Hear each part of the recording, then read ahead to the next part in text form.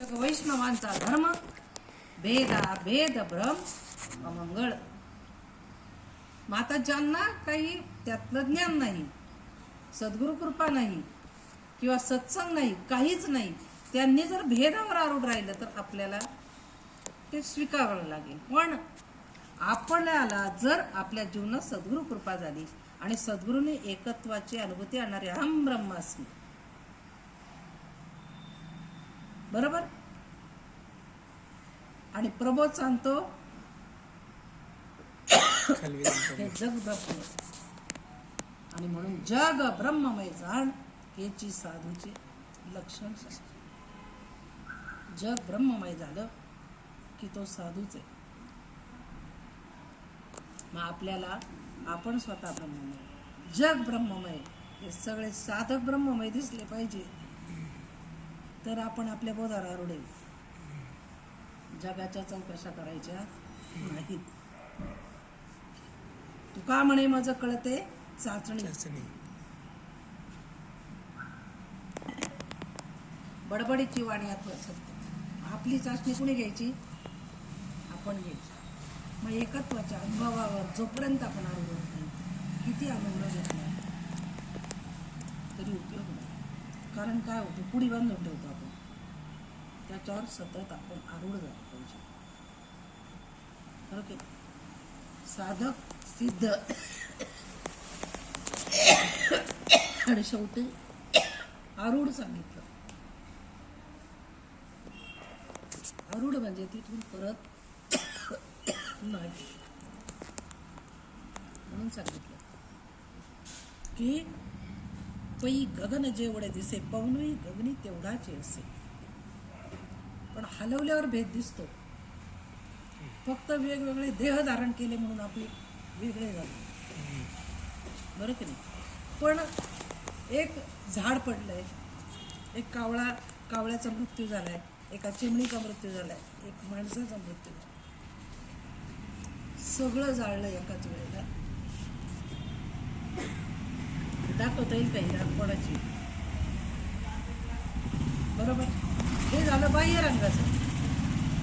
दाखवता येत ज्या वेळेला प्राण निघून गेला, प्रत्येकाच्या देहातनं जी वस्तू बाहेर पडली ती इथं एक झालेली. प्राण सुद्धा कसा आहे, एक. बाह्य रंगातले देह सुद्धा कसे आहेत, मग वेगळे पण कशाचं धरायचं. फार मजा आहे आपल्याला त्याच्यात आत अंतरंगात घुसायचं. आणि साधकाने तर साधकाची दशा असावी उदास, आणि अंतरंगात भरपूर असं प्रेम असं. म्हणून प्रमाणे जाणूनी नेणते करी माझे मन, आणि तुझी प्रेम खूप काय द्यायला सांगितली, प्रेमाची खूप सांगितली. जाणून नेणत्या अवस्थेवर जायचंय. मग नको ब्रह्मज्ञान आत्मस्थिती भाव. पण केव्हा? तर ब्रह्मज्ञान जाणायचे, पण जाणून मला काही कळतच नाही. नेणत्या अवस्थेत परत येऊन आपलं वर्तन करायचंय आणि द्वैतात आपलं जीवन जगायचंय, आनंदामध्ये, आपल्या आपल्या आनंदात. आणि म्हणून हा आनंदमय आनंद संप्रदाय आपला आनंदच आहे. हे विश्वाची निर्मिती आनंदासाठी, विश्व आनंदमय. पण आपल्याला ते कसं भासतंय, दुःखमय. त्याचं कारण कल्पना आहे. कल्पना चांगली केली तर चांगलं दिसेल, कल्पना दुःखाची केली तर वाईट दिसेल. म्हणून ती कल्पनाच गेली पाहिजे आपली. कल्पित असतो आपण, कल्पित आणि अकल्पित. कल्पित मध्ये काय, द्वैत, चांगले असेल वाईट आहे. अकल्पित म्हणजे ज्याचा विषयच नाही. म्हणून त्या तत्वावर आरूढ जर आपण झालो तर ह्या ओवीचा अनुभव बाबांच्या पृथ्वी असायची, मोठ्या वंशी श्रीपादराव नेहमी घ्यायची, तर ती वेगळा दिसे. एरवी गगनतेची तू, म्हणजे वायू फक्त हलवल्यावर वेगळा दिसतो, पण एक तसा विचार केला तर तसं आपलं सुद्धा आहे. आपण सर्व एकच आहोत.